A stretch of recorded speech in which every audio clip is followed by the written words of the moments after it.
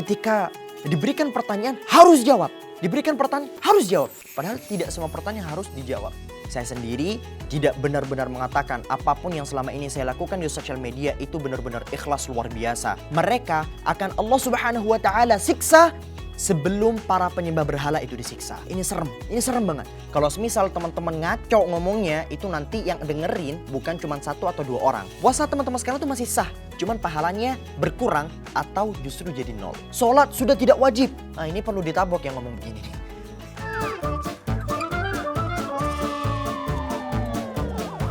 Assalamualaikum warahmatullahi wabarakatuh.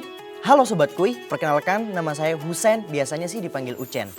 Mumpung masih di awal Ramadan, besar harapan dari saya agar teman-teman sekalian ini masih semangat ibadahnya. Jangan sampai kendor, push zikirnya, push sholatnya, jangan sampai bolong puasanya. Ngabuburit kali ini, saya dan tim dari Binus TV bakalan jawab pertanyaan diajukan oleh netizen-netizen tercinta. Mari kita jawab satu-satu. Let's go. Yang pertama, dari mana dapetin ilmu biar bisa berdakwah? Kalau dapat banyak sumber materinya dari internet, apakah sudah bisa berdakwah di sosial media?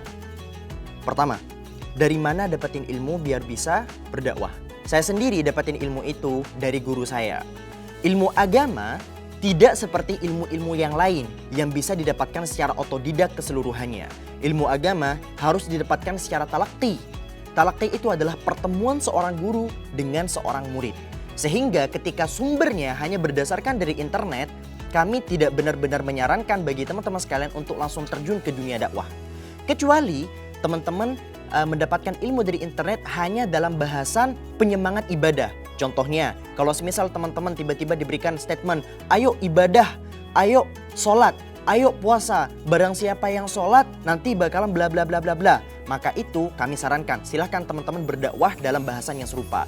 Tapi kalau semisal sudah ngebahas dalam kaidah hukum, kaidah-kaidah fikih, kaidah-kaidah yang berhubungan dengan akidah, kami tidak benar-benar menyarankan bagi teman-teman sekalian untuk memulai dakwah dari sana kecuali punya kapasitas yang didapatkan dari seorang guru. Para ulama menyebutkan bahwasanya agama ini harus ada sanadnya. Kalau semisal sanadnya ini dibuang, maka semua orang bakalan berhak bicara apapun. Dan agama tidak sebagaimana yang disebut. Pengen coba berdakwah di sosial media, harus mulai dari mana buat bikin konten-konten dakwah? First of all, konten-konten dakwah itu harus disesuaikan dengan platform yang ada. Kalau misal di TikTok, teman-teman nanti pelajari gimana algoritma TikTok. Kalau teman-teman mau bikin dakwah di Instagram, harus pelajari dulu gimana algoritma yang ada di Instagram. Terus setelah itu teman-teman juga perhatikan nanti audiens yang akan menonton itu kira-kira dari kalangan mana. Kalau sudah masuk di internet tentunya ucapan, perbuatan, mimik muka itu semua harus dijaga. Dan harus tidak menimbulkan fitnah yang besar. Sehingga ketika nanti terjadi huru-hara di luar sana, teman-teman punya bahasan yang akan dibahas. Yang ketiga, tentunya bahasan yang teman-teman bahas itu harus melalui kompetensi yang valid, yang sesuai dengan kriteria yang telah ditetapkan oleh para ulama. Kalau semisal teman-teman ngaco ngomongnya, itu nanti yang dengerin bukan cuma 1 atau 2 orang. Yang dengerin itu banyak. Dan yang akan menanggung fitnah luar biasa itu, yang akan menanggung dosa, yang akan menanggung beban apabila teman-teman salah dalam memberikan statement, itu teman-teman sekalian kelak di akhirat. Maka perhatikan, apapun yang teman-teman ucapkan itu nanti akan dimintai pertanggungjawaban oleh Allah Subhanahu wa Ta'ala. Kalau semisal teman-teman sudah berusaha semaksimal mungkin untuk memenuhi kriteria yang ada, tapi kemudian ada 1 atau 2 salahnya, kita berdoa sama Allah Subhanahu wa Ta'ala agar dosa yang ditimbulkan gara-gara ucapan kita itu diampuni oleh Allah Subhanahu wa Ta'ala. Hal-hal yang perlu dihindari ketika mendakwah di sosial media. Sebenarnya ini pernah saya bahas beberapa kali, saya pernah ngisi seminar, di video YouTube saya juga ada. Ada beberapa kriteria yang benar-benar harus diperhatikan bagi orang-orang yang berdakwah di sosial media. Yang pertama tentunya keikhlasan hati. Saya sendiri tidak benar-benar mengatakan apapun yang selama ini saya lakukan di sosial media itu benar-benar ikhlas luar biasa. Tapi saya senantiasa berdoa kepada Allah Subhanahu wa Ta'ala agar senantiasa diberikan hati yang lapang, hati yang senantiasa ikhlas kepada Allah ketika berdakwah di sosial media maupun di real life. Yang kedua, teman-teman juga harus perhatikan sumber yang teman-teman dapatkan itu harus valid. Sehingga teman-teman gak ngaco nanti ngomongnya. Oke? Yang ketiga, kalau semisal teman-teman ini belum punya kapasitas yang sempurna di bidang agama, sebagaimana sebutin tadi ya, teman-teman jangan ngebahas tentang hukum-hukum, hukum puasa, hukum sholat, jangan. Bahas bahasan-bahasan yang menjadi penyemangat bagi teman-teman yang lain yang mau berhijrah. Contohnya, ayo baca Quran, ayo hafalin Al-Quran, ayo puasa, ayo sholat. Jangan bahas pada sesuatu yang di luar daripada kemampuan teman-teman sekalian. Karena akibatnya bakalan fatal. Akibatnya fatal teman-teman. Perhatikan, pertanggungjawabannya besar di hadapan Allah. Orang yang pertama kali Allah Subhanahu wa taala masukkan ke dalam neraka, ingat, ini ada nas khusus dari Nabi SAW. Orang yang pertama kali dimasukkan ke dalam neraka nanti, itu bukan orang-orang jahat, bukan orang-orang fasik, bukan orang-orang yang banyak-banyak berbuat dosa. Tapi yang pertama kali dimasukkan ke dalam neraka Allah Subhanahu wa taala siapa? Orang alim, pendakwah yang tidak mengamalkan dakwahnya, yang berdakwah di luar daripada jalur yang Allah Subhanahu wa taala berikan kepada mereka. Fa'alimun bi'ilmihi lam ya'malan mu'adzabun min qabli 'ubadil wathan. Itu disebut di dalam Nazam Subat. Seorang yang alim yang tidak mengamalkan ilmunya, a'udzubillahi minasyaitonir rajim. Ini serem banget. Fa'alimun bi'ilmihi lam ya'malan mu'adzabun min qabli 'ubadil wathan. Mereka akan Allah Subhanahu wa taala siksa sebelum para penyembah berhala itu disiksa. Maka perhatikan wahai para pendakwah, kita memiliki tanggung jawab yang luar biasa di sisi Allah Subhanahu wa taala. Gimana cara nyikapin followers yang suka nanya-nanya hal yang sifatnya sensitif? Kadang sebagai public figure, sebagai seorang pendakwah, tidak semua pertanyaan harus dijawab. Teman-teman juga harus perhatikan, kira-kira pertanyaan ini maslahatnya untuk umat itu baik apa enggak? Kalau semisal ternyata pertanyaan itu justru menimbulkan fitnah yang luar biasa, baiknya tidak usah dijawab. Tapi Zen, nanti kalau semisal tidak dijawab, Islam dianggap lemah dong? Ya enggak, karena banyak orang-orang sana yang sudah mewakili teman-teman sekalian. Yang pertama. Yang kedua, kalau semisal pertanyaan-pertanyaan sensitifnya itu memberikan maslahat yang luar biasa, tapi saya sendiri tidak mampu untuk menjawabnya, saya bakalan jawab tidak tahu. Sen, gak malu ya bilang gak tahu? Enggak. Imam Malik rahimahullahu ta'ala, seorang imam madhab yang luar biasa ilmunya. Ulama satu dunia ini dikumpulkan, gak ada sebiji ilmunya Imam Malik rahimahullahu ta'ala. Imam Malik ketika dibombardir dengan banyak pertanyaan, Imam Malik jawab, la adri, gak tahu, gak tahu, gak tahu. Bahkan mayoritas daripada jawaban Imam Malik itu gak tahu. Hari ini saya dan banyak pendakwah-pendakwah yang lain itu ketika diberikan pertanyaan harus jawab. Diberikan pertanyaan harus jawab. Padahal tidak semua pertanyaan harus dijawab. Oke? Barakallahu fikum. Kita lanjut kepada pertanyaan selanjutnya. Hal-hal yang sekiranya bisa membatalkan puasa saat bermain sosial media. Para ulama menyebutkan bahwasannya pembatal puasa itu ada dua. Pertama, pembatal puasa di mana puasa teman-teman dianggap tidak sah, dan pembatal puasa yang pahala teman-teman sekalian akan dikurangi atau dihabiskan. Jadi ada dua pembatal puasa nih. Pembatal puasa secara zat puasanya sendiri, yang kedua pembatal pahala puasa. Sehingga puasa teman-teman sekalian itu masih sah, cuman pahalanya berkurang atau justru jadi nol. Pembatal puasa secara zat puasanya sendiri itu banyak, seperti makan, minum, berhubungan badan, dan sebagaimana yang teman-teman ketahui sebelumnya. Yang kedua, pembatal pahala puasa. Pembatal pahala puasa ini terjadinya bisa dari berbagai macam cara. Bisa dari kalau semisal teman-teman menonton tayangan-tayangan yang tidak bermutu, menonton tayangan-tayangan tidak bermanfaat, menonton tayangan-tayangan yang sekiranya itu mengandung murka Allah Subhanahu wa taala.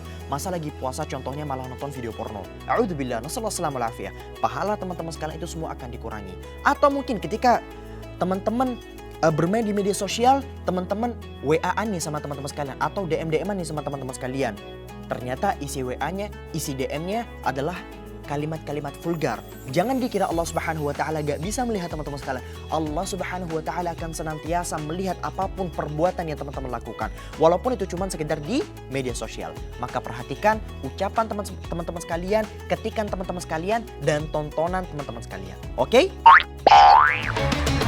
Sepanjang hidup gue, banyak pendakwah yang gue dengerin. Oke. Dan mereka cenderung keras. Enggak sih, belum tentu. Tapi gue tahu pendakwah yang keras ini lebih cocok ke generasi atas. Enggak juga. Nah, menurut Husain, buat generasi kita Gen Z, ada gak sih cara pengadaptasian yang bagus ke generasi kita, tapi tanpa mengubah ajaran agama Islam itu sendiri? Pertama, dakwah yang keras dan dakwah yang lembut itu punya segmen masing-masing. Dan tidak berkaitan dengan generasi. Bisa saja generasi sekarang juga perlu dikerasin. Bisa saja generasi terdahulu perlu dilembutin. Jadi semua tergantung dari segmen. Oke? Semua tergantung dari segmen masing-masing. Kalau Gen Z yang saya rasakan itu mayoritasnya mereka tuh gak mau dikerasin. Mereka butuh dengan tutur kata yang jauh lebih lembut. Terus pertanyaan di akhir, yang bagus ke generasi kita tapi tanpa mengubah ajaran agama Islam itu sendiri. Agama Islam itu terdiri dari dua bahasan. Kalau misalnya kita ngomong masalah hukum ya. Ada sifatnya muqayyad, ya. Sifatnya itu paten, luar biasa tidak bisa dirubah, thawabit. Dan ada sifatnya itu mutaghayyirat. Ini bahasannya di antara kalangan ulama. Kalau semisal sifatnya masih paten, itu benar-benar gak bisa dirubah. Contoh, misal Gen Z sekarang tiba-tiba disuruh agar sesuai dengan dakwah kepada Gen Z. Sholat sudah tidak wajib. Nah, ini perlu ditabok yang ngomong begini. Sholat sampai kiamat itu wajib. Gak bisa berubah itu hukumnya. Oh, kalau Gen Z sih ngomong porno di media sosial gak apa-apa. Kan sudah wajar. Ya minta ditabok orang-orang yang ngomong kayak gini. Tapi kalau sifatnya masih bisa di sana ada ruang yang luas, maka teman-teman bisa jawab sesuai dengan keadaan masyarakat, keadaan Gen Z yang berlaku. Tentunya, walaupun teman-teman nanti ada bahasan-bahasan hukum yang cenderung keras, bisa kok disampaikan dengan cara yang terbaik. Cara yang paling indah, cara yang mungkin sesuai dengan kriteria yang Gen Z mau. Tapi, jangan sampai teman-teman ini justru mendahulukan keinginan Gen Z, sehingga mendahului keinginan Allah Subhanahu wa Ta'ala.